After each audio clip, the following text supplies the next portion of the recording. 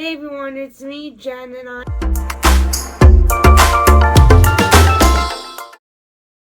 I'm here from my bedroom talking about a lightheartedness of a deep subject, which is things that I would change about the psychiatric hospital.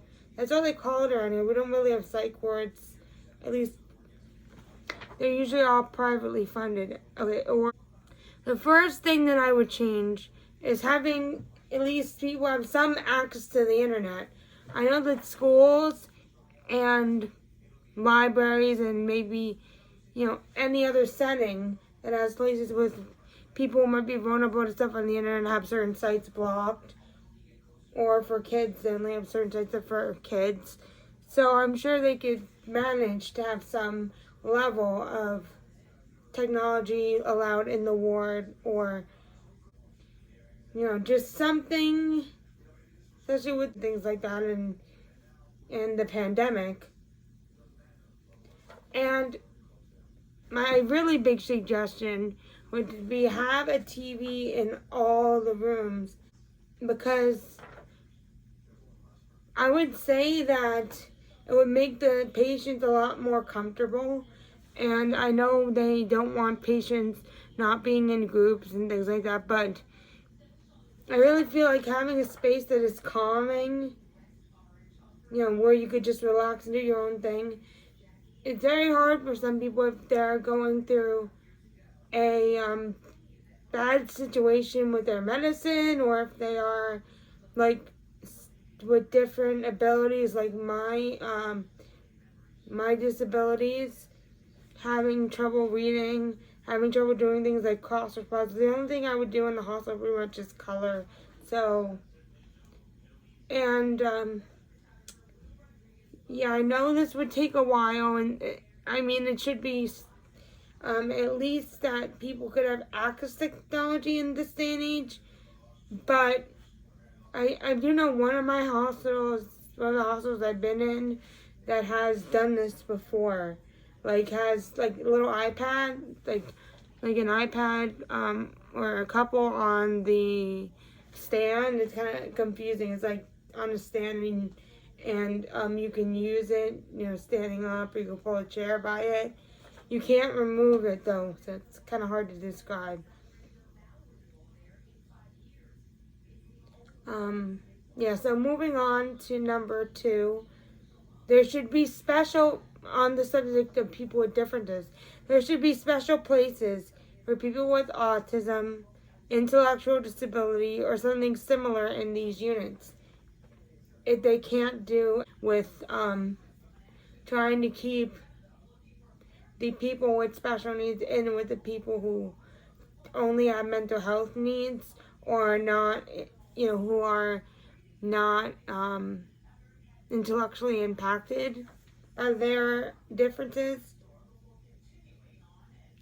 / disability. There was one unit that I was in that was specifically for people with autism and other disabilities. They used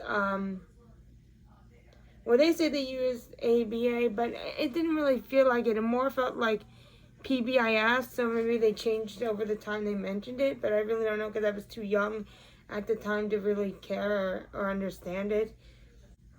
Okay, so another thing I would have is more intensive training for the staff. People for like training, or like maybe some kind of a what do they call those, like where you can view something in someone else's point of view, like through a VR headset or something similar. And they should have a lot of training sessions for people with mental illness where it's a little hard to explain, because I wouldn't want to say role play too much, but they try to feel like they're in somebody's shoes and could feel like in the situations they might go through, like how to deal with if a staff member is being abusive or something like that. Next thing that I would like is actually something I would change, but it's something I want people to stop doing. For people who need a single room for a legitimate reason, like somebody, again, like me who has autism, who needs a big quiet area and they can't really they have trouble sleeping, or they have some other issue. So another point I wanted to share with helping people who are going through mental health struggles is that the people who want to be trained, like who want to get involved, who want to have jobs, and who legitimately want to help, and they're taught the wrong way through their training, most likely it's going to affect them the whole way through. Even if there's retraining or different, things about it that's changed through the years, it's still not going to help. So maybe also is more attention to detail on how people are acting, and they really could be well in the jobs war that they're in. So as I was saying, training is key. And one of my family members are trained to be a citizens police, so they went through a lot of intensive training, and I didn't see it, but I heard a lot about it, and I did see a little bit of a demonstration at their graduation. So they learned the ins and outs of what police officers go through, so they can decide themselves. They'll be part of the citizens police, but they decide themselves whether they want to become a police officer. I believe that was the purpose of it, or maybe just an education. And okay, moving on to my point that I had earlier about the single rooms. They need to know a room is a right, not a privilege, unless otherwise not needed. Of course, someone could be exploiting rooms when the rooms are shorter, but if someone really needs their own room, and they're not everyone in standard should have their own room. Don't get me wrong, that should be a right as well. However, in this current day, when people may still be sharing rooms, I think a single room is the difference between someone ignoring a storm coming versus someone preparing for a storm coming. Because again, I know there are certain scenarios where people say people can't be safe in their rooms, but, well, this can get into another subject, but, yes, I'm just going to go into the next one, so I don't, overtalk here. Okay, the last subject I would like to be mentioning is about sort of intake and, taking in the people in the first place at the psychiatric hospital.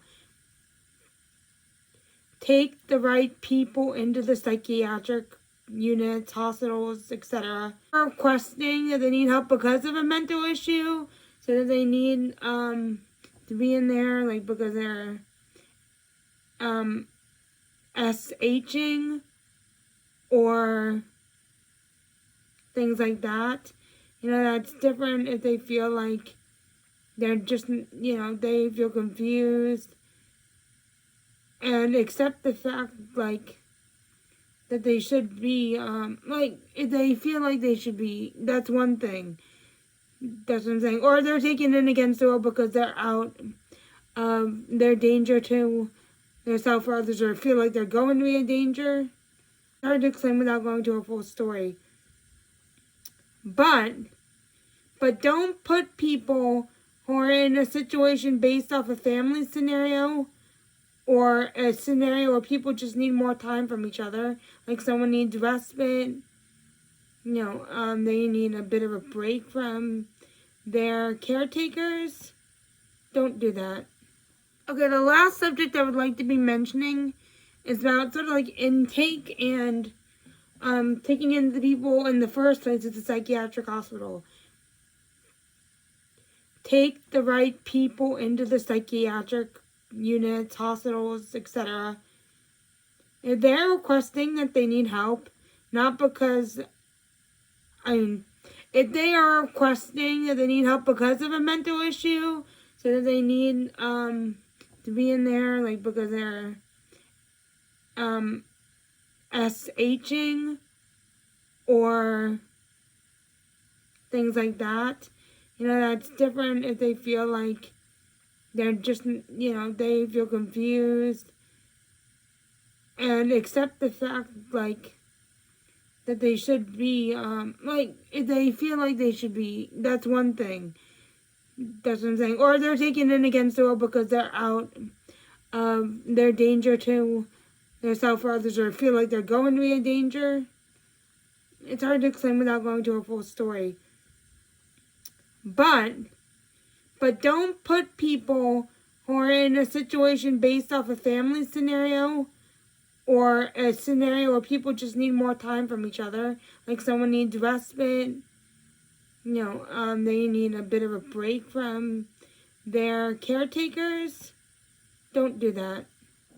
So if you would like to learn more about me and watch some of my other videos, or want to know in what I'm doing in the future, please feel free to subscribe and ring the bell.